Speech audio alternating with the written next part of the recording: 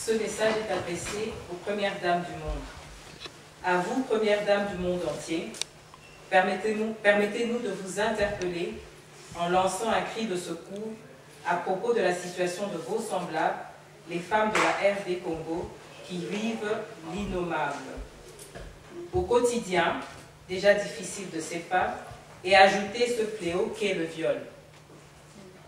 Le viol est un crime, mais le viol massif, qui plus s'accompagne d'actes de barbarie, est la négociation de l'humanité, et ce sont les pratiques qui encourent quotidiennement en République démocratique du Congo. Derrière chaque grand homme, avons-nous rappelé, il y a une femme, et derrière chaque femme, il y a la vie. La vie, matrice de l'humanité.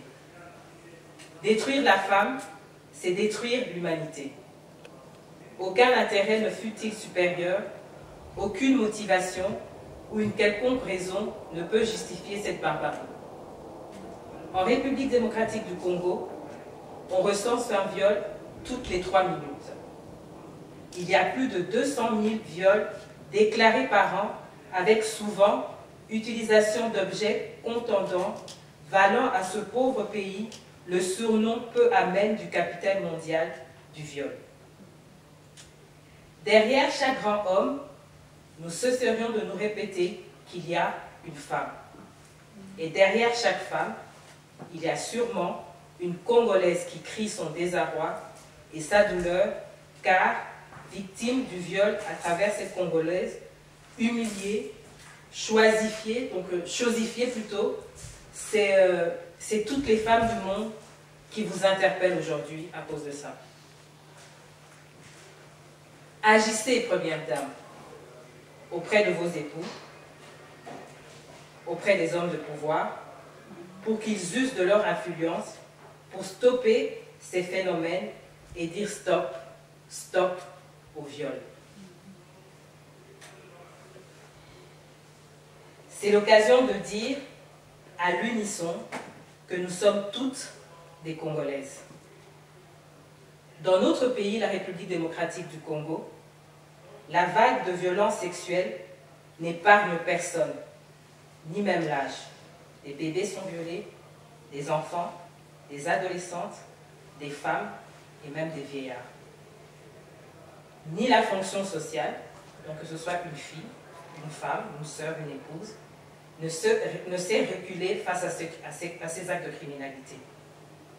Pour eux, le viol est une arme de guerre pour détruire toute une société.